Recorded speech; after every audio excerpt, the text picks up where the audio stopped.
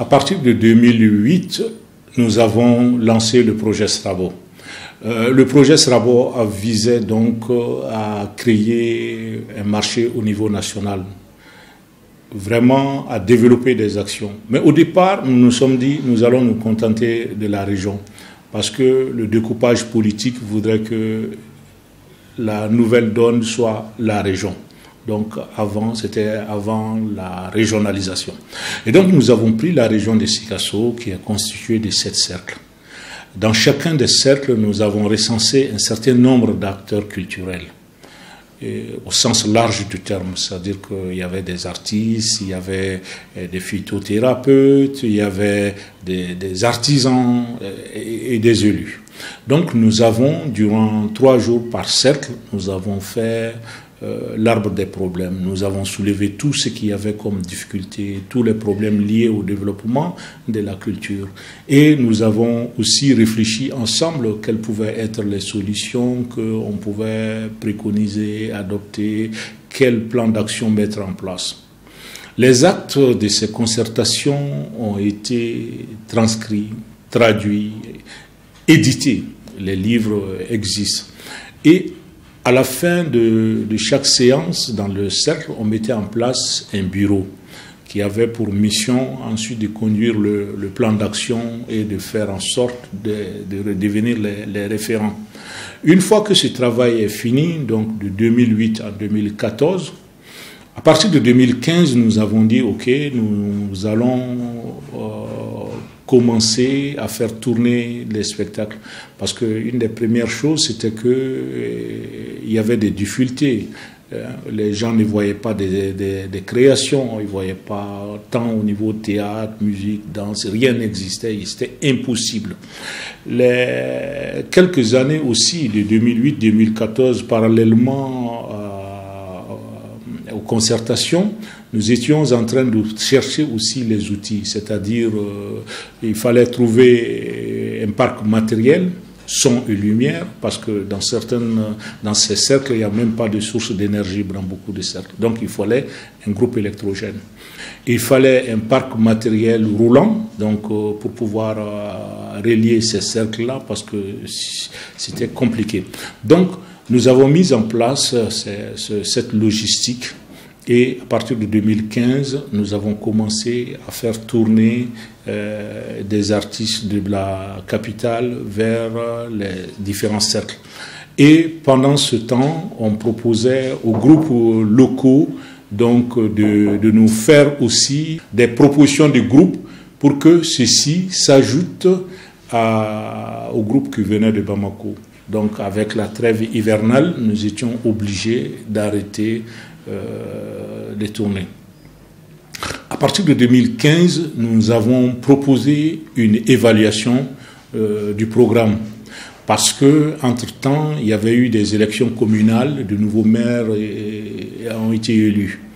Et le développement au Mali est divisé au niveau des communes, des cercles et des régions.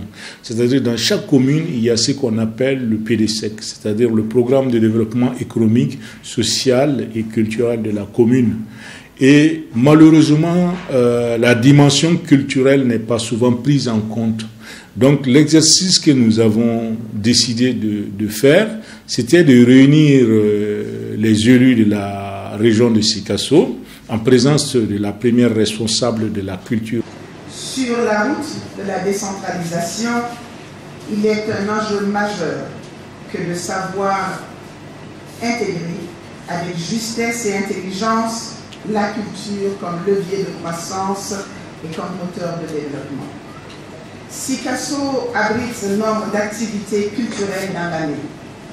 La plus majeure, qui est le Festival du Théâtre des Réalités, sert aujourd'hui de tremplin à une importante réflexion sur le rôle et la place de la culture dans l'élaboration des PDC. Monsieur le gouverneur, mesdames et messieurs, c'est le lieu de saluer d'abord le dynamisme exacerbé dans le temps de l'association Acte 7 et de son président Adama Traoré. Il fait son bonhomme de chemin avec des moyens parfois dérisoires qui depuis longtemps maintiennent le théâtre malien en vie.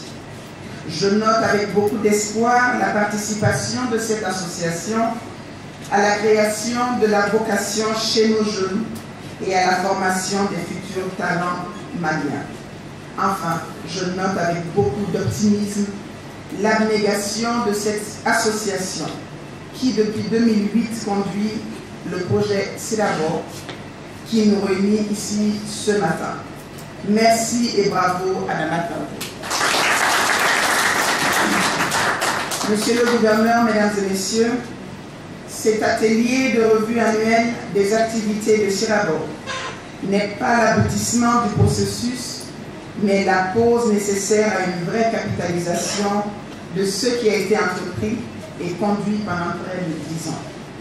Après plusieurs rencontres multiformes dans l'ensemble des secteurs des cercles de Sikasso, quelles sont les leçons de ce vaste projet de plaidoyer pour la prise en compte des aspects culturels dans l'élaboration des PDC et la mobilisation des ressources pour les activités culturelles dans la région?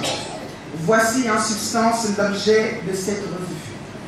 Un de ses objectifs est de sensibiliser les nouveaux élus locaux au sortir des élections communales que nous venons de vivre sur l'ensemble des défis liés à la promotion de la culture dans leur stratégie de développement. Voici en substance aussi l'objet de ma présence avec vous ce matin. Mesdames et messieurs, au niveau national, nous avons pour vision de faire de l'héritage culturel du Mali et de la créativité de ses artistes et de ses opérateurs culturels des piliers du développement de la cohésion sociale et du bien-être des populations. En effet, la vision qui oriente la politique culturelle consiste à créer les conditions d'un renforcement de ses performances afin de le mettre en mesure de contribuer amplement au développement durable du pays. Le document cadre de la politique culturelle de notre pays tendait à disséminer cette vision au niveau région. En effet, ce document nous engageait à définir déjà les rôles respectifs des collectivités locales et des structures déconcentrées de l'État en matière de culture et de veiller à l'effectivité du transfert de compétences culturelles et des ressources correspondantes aux collectivités locales. Mon département, en amenant le Conseil des ministres à adopter le décret fixant le détail des compétences transférées de l'État aux collectivités territoriales en matière de culture, s'est engagé en 2016 à cette décentralisation souhaitée. Mesdames et messieurs, je saisis cette mobilisation des cadres de la région pour réitérer ma volonté d'accompagner ce processus de déconcentration et de décentralisation par la mise en place d'une école itinérante pour la formation des agents culturels et des organisations culturelles de la société civile des régions. Ce projet Sirabo est en soi un exemple que nous n'hésiterons pas à suivre. Je suis convaincu qu'au sortir d'ici, les recommandations et les pistes d'amélioration que vous proposerez seront utiles à la fois à ce projet, mais aussi au département de la culture. Chers participants, je vous invite donc, chacun en ce qui le concerne, à enrichir la réflexion aux fins de combler toutes les attentes de l'État et des populations des collectivités territoriales en matière de décentralisation culturelle à Sikasso. Je déclare sur ce ouverte la revue annuelle des activités de Sirabo, plaidoyer pour la prise en compte des aspects culturels dans l'élaboration des PDC et la mobilisation des ressources pour les activités culturelles à Sikasso. Je vous remercie. avec tous nos préoccupations et problèmes, ont été soulevés, débattus avec des élus et avec les responsables de la culture.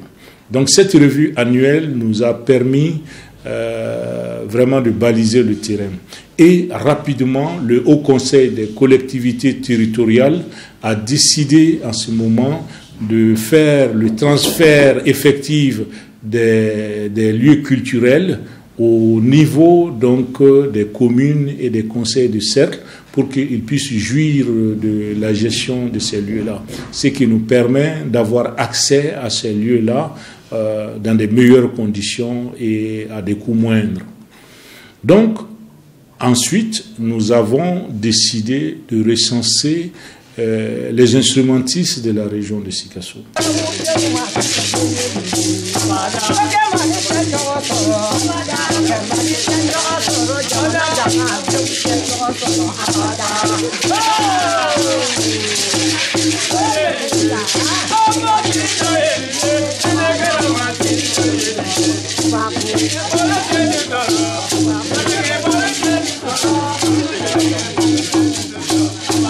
Pourquoi les instrumentistes de la région? Nous savons très bien que ces instrumentistes, beaucoup de ces femmes-là, étaient dans les manifestations, dans les rituels, Avec le radicalisme religieux, donc, de plus en plus, ces rites-là n'existent pas et ces femmes-là, leurs pratiques artistiques sont menacées. Donc, elles se réfugiaient dans les travaux champêtres en accompagnant les laboureurs dans les champs et en faisant de l'animation. Il y a récemment un nouveau projet du président de la République qui est arrivé avec 1000 tracteurs, essayant donc d'inonder cette zone de la région de Sikasso, qui est la zone agricole par excellence de tracteurs. Or, ces femmes qui étaient dans les champs en train d'encourager les laboureurs, en train d'encourager les cultivateurs, vont se retrouver au chômage. Donc, second choc après la montée du radicalisme, la technologie, donc il fallait rapidement recenser ces femmes-là, faire en sorte que on mette en place des mécanismes de transmission et aussi de reconversion pour qu'elles puissent devenir des artistes, vivre de ça autrement, et aussi favoriser d'autres espaces de pratique pour ces femmes-là. Donc on a initié rapidement ce projet-là. Mais aujourd'hui, on est arrivé à un moment où ce n'est pas les bureaux qui doivent faire ce travail-là. Il faut créer de l'emploi au niveau de la culture. Et nous avons approché un partenaire qui est le Suisse Contact pour nous aider à financer la formation de gestionnaires culturels.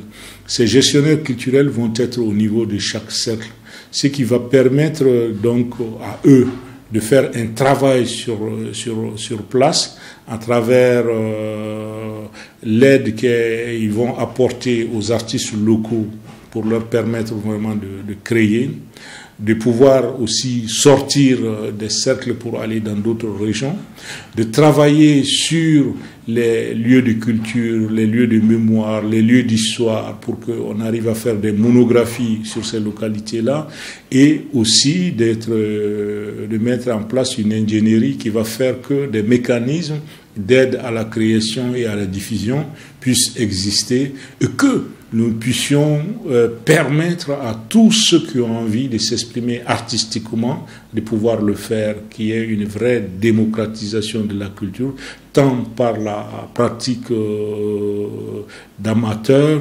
que la vie des professionnels aussi. Donc, la seconde et dernière phase par rapport à ce programme-là maintenant, c'est d'arriver à concevoir des politiques culturelles pour ces entités, permettre aux artistes ou à tous ceux qui veulent de pouvoir pratiquer l'art et sa sa culture sur place, c'est de pouvoir recevoir et voir dans les meilleures conditions les artistes au niveau national et aussi donc donner la possibilité aux jeunes d'ouvrir leur imaginaire, de s'engager dans ce qu'il est aujourd'hui convenu d'appeler la mondialisation, mais qu'ils ne soient pas condamnés à prendre le chemin de l'exil, à mourir dans le Sahara ou dans la Méditerranée, mais à comprendre que sur place, ils peuvent se réaliser et qu'on peut asseoir le vivre ensemble et participer à la démocratie et au développement de nos localités, de notre pays. Donc de faire le travail de formation à la citoyenneté. Voici des enjeux qui, pour le moment, nous sollicitons différentes aides et soutiens pour pouvoir mettre en place cette dynamique qui va faire en sorte que nos jeunes restent chez eux et qu'ils ne se trouvent plus dans les centres d'orpaillage qui sont très très nombreux maintenant dans la région de Sikasso. Quand on sait qu'ils exploitent l'or avec le cyanure et le mercure, on a des frissons et vraiment c'est un cri de cœur en ce moment-là pour pouvoir sauver l'essentiel.